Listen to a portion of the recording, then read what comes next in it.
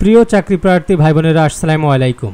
সরকারি চাকরির বয়স বৃদ্ধি ৩৫ নাকি ৪০ হবে? সবাই চিন্তিত ৩৫ নাকি ৪০ হবে। তো এই ভিডিও দেখার পর আপনার মতামতও জানাবেন।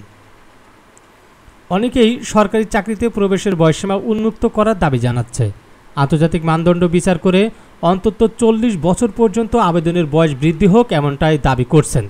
অনেকে মন্তব্য করছেন ৪০ চাইলে বয়স মিনিমাম ৩৫ পাবো, ৩৫ দাবি করলে ৩২ দিতে পারে। উল্লেখ্য, ১৮০টি দেশে ৩৫ এবং ৩৫-এর উপরে চাকরির বয়সসীমা রয়েছে। সরকারি চাকরির বয়স বৃদ্ধি ৩৫ নাকি ৪০ হবে, এ নিয়ে সোশ্যাল মিডিয়ায় অনেকেই নানা রকম মন্তব্য করছেন। অনেকেই সরকারি চাকরির বয়স বৃদ্ধির ৩৫ দাবি করেছেন, আবার অনেকেই ৪০ দাবি করছেন। এ নিয়ে এখন মানুষের মধ্যে একটি বিভ্রান্তিকর অবস্থা সৃষ্টি হচ্ছে। অনেকেই আবার বেসরকারি চাকরির বয়স ৪৫ করার জন্য দাবি জানাচ্ছে। এতে করে মূল আন্দোলন অনেকটা ব্যাহত হচ্ছে। প্রথমত, সরকারি চাকরির বয়স অন্তত ৩৫ হোক, তারপর না হয় আমরা আবার বয়স বৃদ্ধির চেষ্টা করব। তবে এটা আমার মতামত, হয়তো আপনার মতামতও ভিন্ন হতে পারে। এখন আপনার মতামত দয়া করে কমেন্টের মাধ্যমে জানান। আপনি মূলত সরকারি চাকরির বয়সসীমা ৩৫ নাকি ৪০-এর সমর্থন করছেন? এখনই কমেন্ট করে জানান, দেরি করেন না।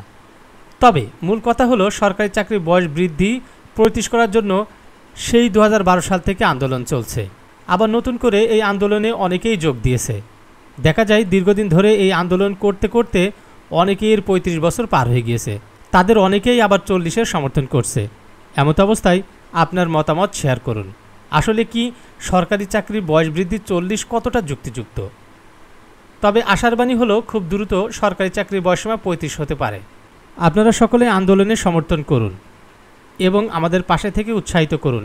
এছাড়াও সরাসরি আন্দোলনে যোগ দেওয়ার জন্য সবাইকে অনুরোধ জানাচ্ছি। যারা আমাদের চ্যানেলটি এখনও সাবস্ক্রাইব করেনি তারা সাবস্ক্রাইব করে পাশেই থাকুন।